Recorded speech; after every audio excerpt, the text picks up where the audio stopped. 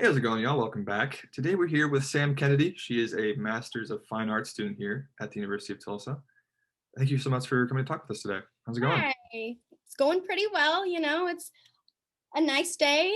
The weather's back. The ice is melted. It's Yes, going pretty well. How about all we you? can ask for. I'm going Yeah. great. I'm doing great. Great. So before we get into some of your work in the fine arts, where are you from originally? Are you from Oklahoma originally, or? I'm actually from St. Louis, Missouri. So I was born just a little bit outside of there in, like the surrounding counties, but I went to school there and then I made my way out here for grad school. Okay, so you did undergrad at University of St. Louis or University of Missouri, right? Yeah, yeah. So University of St. Louis. Yeah, University of Missouri, St. Louis. Gotcha. So That's a great And school. yeah, that's kind of like they're tagged together with UMKC in Mhm. Kansas City too. So yeah, that Great was nice. school. I got rejected from there. Fun fact. Oh man, I'm sorry. It's fine. It's fine. I'm glad you got in. Yeah, Uh, thank you. well, that's great. And so, what is it that you did for undergrad?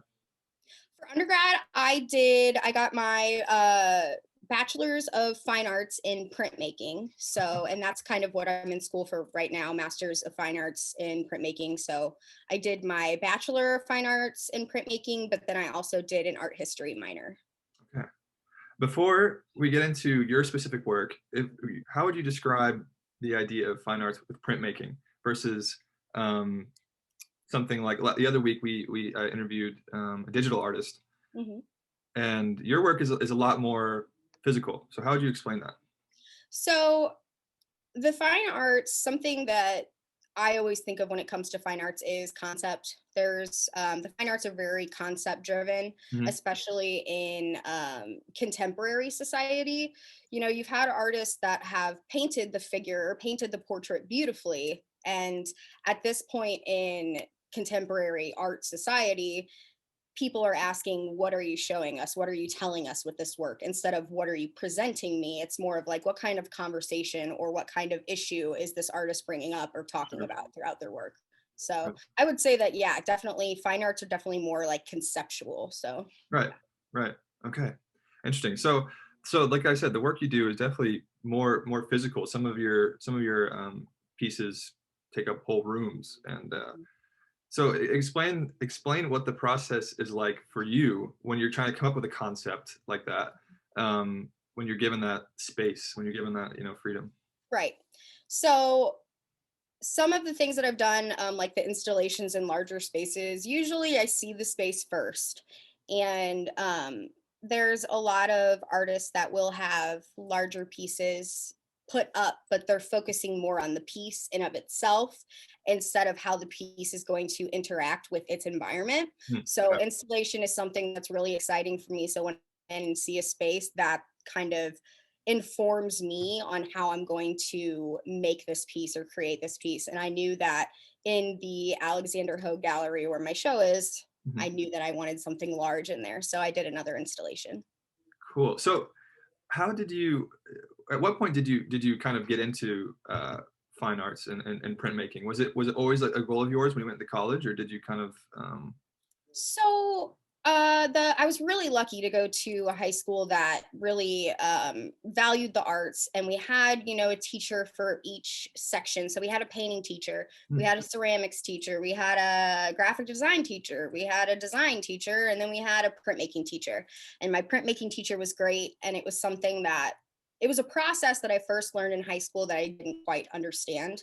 mhm, I was like, why are these people drawing something and then putting it on this surface in order to reproduce it multiple times? So I was like, what's the point? That's so silly. hmm, But then once I took the class, I kind of realized like, oh, printmaking is the art for like the common man, for the common person. You can make multiple prints of said image and you can sell them for cheaper as opposed to selling one painting that you worked on for 10 years for $10,000 or right, something. right. So yeah, that's something that kind of like drew me in was like high school. That was when I kind of fell in love with printmaking. That's great to hear that you had a good starting Yeah. education in that Yes. field. It seems rare nowadays to have an Yes, art it degree. does. Yeah, it seems like they're just, yeah, they're trying to kind of dwindle away just a little bit, which is sad. Right. Speaking of that, you are technically the last Master of Fine Arts here at Tulsa. Is that Yeah. correct? Yep. So I've had kind of like a firsthand experience with that, because the announcement of the program being discontinued was right when the second semester of me being here. Oh wow. Okay. So yeah, so that was Has interesting. it made things difficult for you, or are you still able to kind of get the work out you need to get done?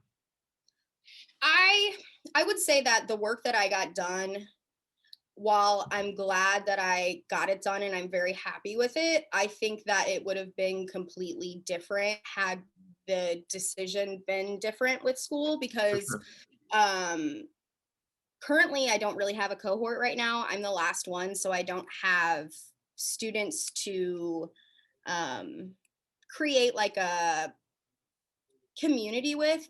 All throughout art school, I've always had a community of students where we'd hang out in the studio and we'd make work and we'd pop in each other's studios and be like, hey, check this out, what do you think? And Right. this last year being the most important year for me, it felt pretty isolating, especially with the pandemic as Right. well. Right. I bet that was tough. So yeah, so it's been interesting, but I think that the work wouldn't have been there had none of this stuff happened. For sure. For sure. And speaking of the work, talk to us a bit about your exhibition right now at Alexander Hoag's Gallery. So, my exhibition, Everything Was Beautiful and Nothing Hurt, is in the Alexander Hoag Gallery in the basement of Phillips, or the ground floor. Mhm. It is a solo exhibition of my work. It's mostly cyanotypes, which is a type of printmaking and also a type of photography. It was actually one of the first ways that they captured a photograph. Hmm. And those are hung throughout the gallery, as well as these silicone sculptures that I have. And the cyanotypes are actually in the cyanotypes, there's nature, mushrooms, flowers, dried things that I've collected, but then Hmm. also there's these silicone skins or silicone slabs.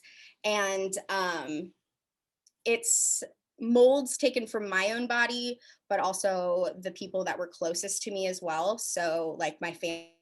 And that mostly being from the pandemic, but also from kind of feeling this need for further introspection, Mhm. and just kind of like thinking about how I connect with those people that are closest to me. And the show is kind of a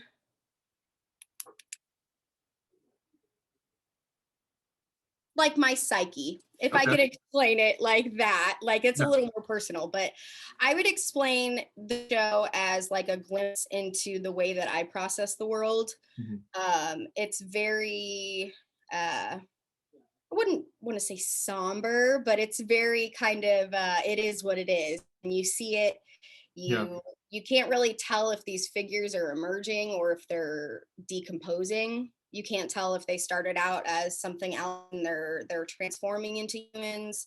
Um, just a lot of ambiguity, Yeah.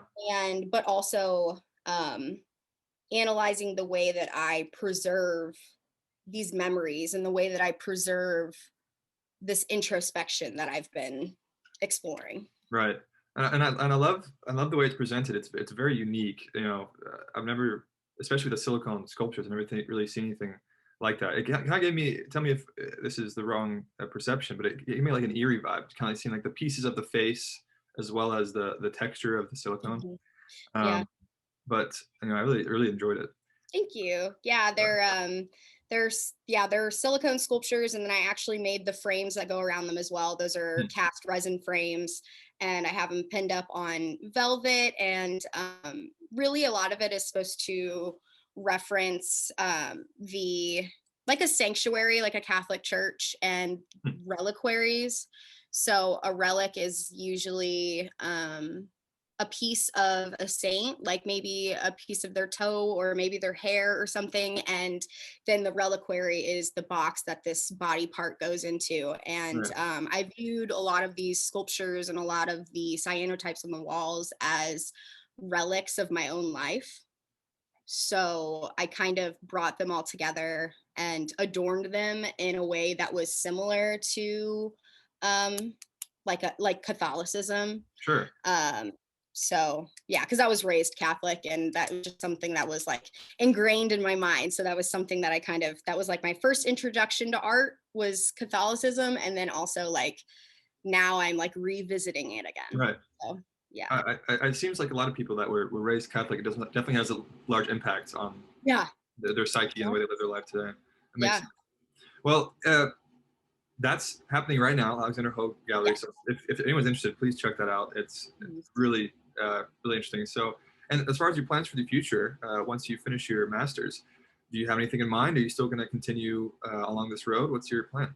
Yeah, I really want to continue on with the silicone sculptures. I think that I'm going to move into this because I have a couple of ceramic pieces in the show, but I Sure. want to move more into this this hard versus soft like juxtaposition, Mhm. and hopefully I can explore that along with teaching college, Yep. either teaching college or teaching high school. That's what I'm viewing for myself once I graduate. Cool. Great. And in some ways, it's becoming full circle from how you started to Absolutely, hopefully inspiring more artists just like you.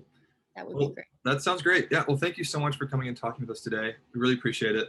Absolutely. And Thank you so much for having me on. yes, yes, anytime, anytime. And if you guys are watching, please check out our art. It's great. Have Thank a you good so one. much. You too.